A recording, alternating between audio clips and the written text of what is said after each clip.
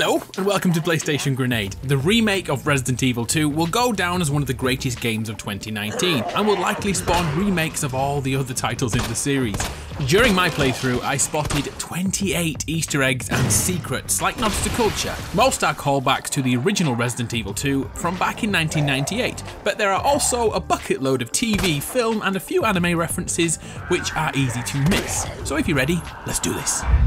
As the opening credits roll on Resident Evil 2, they somehow feel familiar. This is due to the influence of the Walking Dead TV show. The shots, the slow pans, the creepy flyovers have all been used in this way in The Walking Dead for almost 10 years. To be honest, I'm sure The Walking Dead wasn't the first to do this to build atmosphere quickly, but they are definitely the most well known.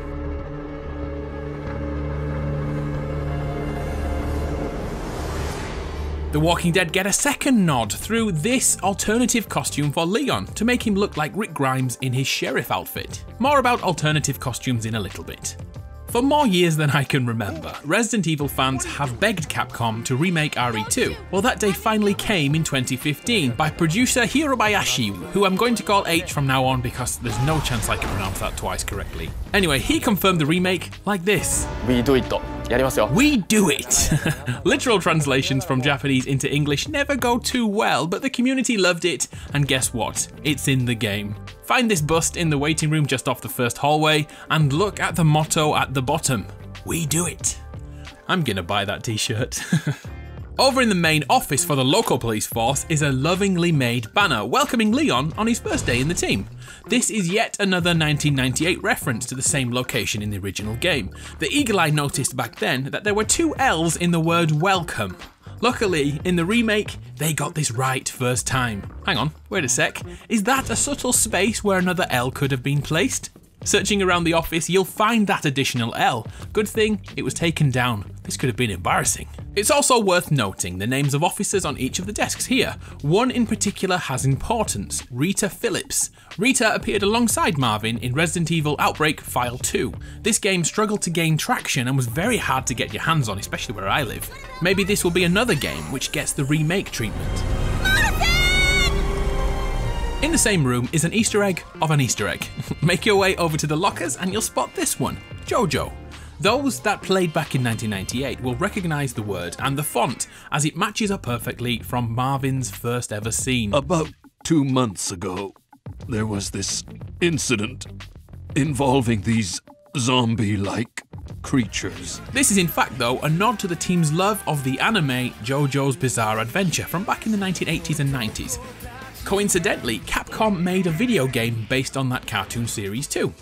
As we're already talking about references to other video games, let's go further down the rabbit hole. In many outdoor locations, posters, flyers, and general graffiti can be found. Even building names are callbacks to other Capcom titles. Another returning Easter egg from 20 years ago is the building named Arukas. What we gotta do here is read it backwards and you'll be gifted with the name of a character from yet another Capcom title. Sakura from Street Fighter, although I always get told off I'm saying that wrong. Sakura!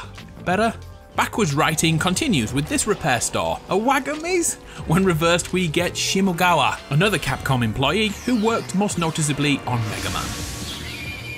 Once you reach Raccoon City, look around for this docile zombie chilling by a window. The poster next to her is advertising a freelance photographer named Frank East. Those that have played another Capcom IP, Dead Rising, will recognise this as a reference to Frank West, who is a freelance photographer tasked with staying alive in a zombie-filled shopping centre in the original Dead Rising. There are more similarities between those two games. This actually may be the same universe, as there's the Colombian Roastmasters Cafe appearing in both games. One of my favourite Easter eggs in that series was the Subway-inspired Jill sandwiches. That was a nod to the Resident Evil series and this scene where Jill is almost crushed to death and then Barry hits her with some comedy. That was too close. You were almost a Jill sandwich. You're right. Barry, thanks for saving my life. Oh Barry, you're a legend. Some eagle-eyed players have spotted this in the RE2 remake. In the RPD operations room, scrawled on a note which reads Jill's sandwiches. Back to obscure references to the original game. Before walking to the gas station at the start of the game, look at the staff wanted sign. The telephone number reads 1998-0129, which so happens to be the original release date of Resident Evil 2, 29th of January 1998. Back in the operations room, there is a map to grab. but look at what is left underneath. I quickly googled these names and found that all these people worked on Resident Evil 2, such as Miguel Corti, who's a Japanese English translator, and Graham McRobbie, who works on localization on numerous Capcom titles. More Capcom employees can be found in the main hall under the statue at the back of the room. How cool is it to be immortalised in the game's world rather than in the end credits, which I'm sure we all don't pay attention to. Let's jump back over to the gas station at the start of the game. Take a second to look at the ice cream key ingredient. It's none other than herbs, or herbs. I really do prefer the American way, herbs. In this universe, everyone goes around eating flora and fauna. In fact, a second Easter egg can be found regarding those herbs.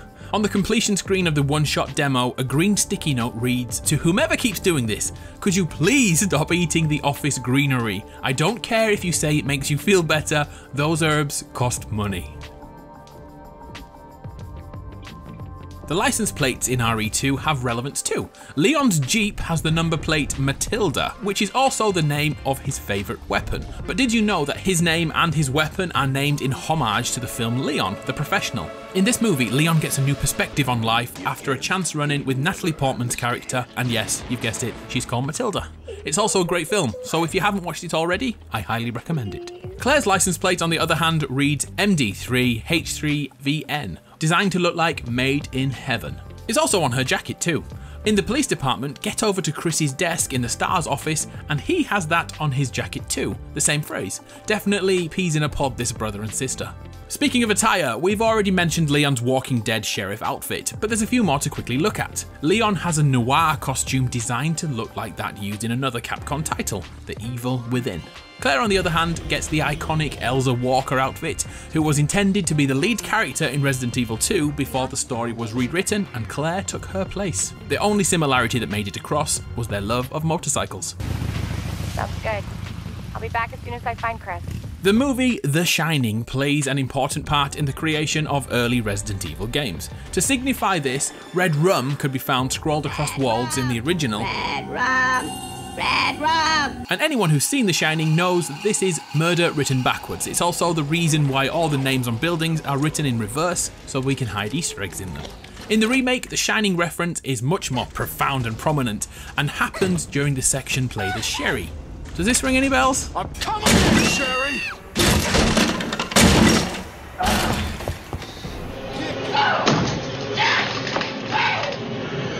Here's Johnny! If you know your Resident Evil timelines, you'll know that Resident Evil 3 takes place both before and after Resident Evil 2. For that to remain the case in the updated games, we can look for evidence and subtle nods. Well, I found 3 to ponder. The first can be found in the second run-through of the game. In 1996, a STARS team member named Brad Vickers saved everyone with his expert flying skills, including Jill Valentine. In 1998, he could be found living the undead lifestyle. Yes, sadly he became a zombie. He was hidden away under the underpath. Back in 2019, he's still here, but he is not a member of the undead. Opening the door here will reveal a poster of Brad. So in this universe, he has yet to meet his demise at the hands of the tyrant we call Nemesis. And speaking of Nemesis, his job was to hunt down and murder STARS team members, hence the constant shouting of STARS. Have you noticed the walls have already been knocked through before Mr. X arrived? This is undoubtedly thanks to the Nemesis tracking down Jill Valentine. And there's one more Resident Evil 3 reference to uncover. On the streets, it's possible to locate a building advertising Mikhail's Pierogies, authentic Russian cuisine. This is in respect to Mikhail Victor, an Umbrella operative with a love of sweet and savoury dumplings from Russia. Spoiler alert here, Mikhail's Resident Evil 3 adventure didn't go too well, but at least he went out with a bang.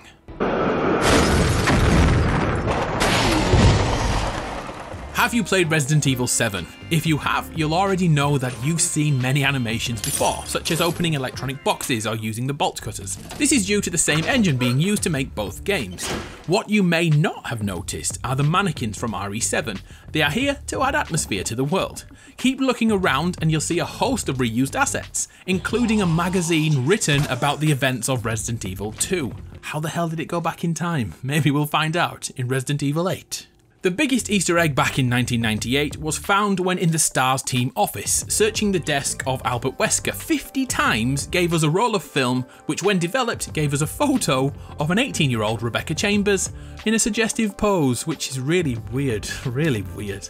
It gets even more pervy because that Easter egg returns in the remake, but has different steps to unlock. Finding a roll of film in the sewers, then developing it will show a picture of a desk. Visiting that desk, you've guessed it, it's Wesker's, will reward us with a high caliber magazine and a second roll of film, which so happens to be Rebecca again. What a dirty pervert. And the moral of the story, remember what happens to dirty perverts. Okay, let's finish off with the greatest moments of the 1998 iteration of Resident Evil 2, found in the 2019 version. The terrifying moment the Licker dashes past the window can only be found in the second playthrough. What was that? This is the same for the iconic reveal of the Licker. When you reach this section in your second playthrough, stand still and the Licker will demonstrate his class tongue action. Calm down there, Claire. Just like he did back in 1998.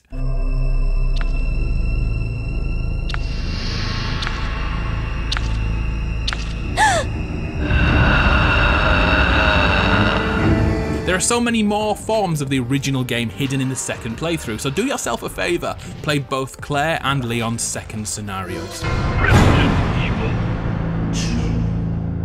Woohoo, we did it! 28 references and secrets found in Resident Evil 2 Remake. Thank you very much for watching, I really do appreciate it. So far, what is your favourite moment in this game? For me, it's getting clobbered by this. Yeah, highlight of my day.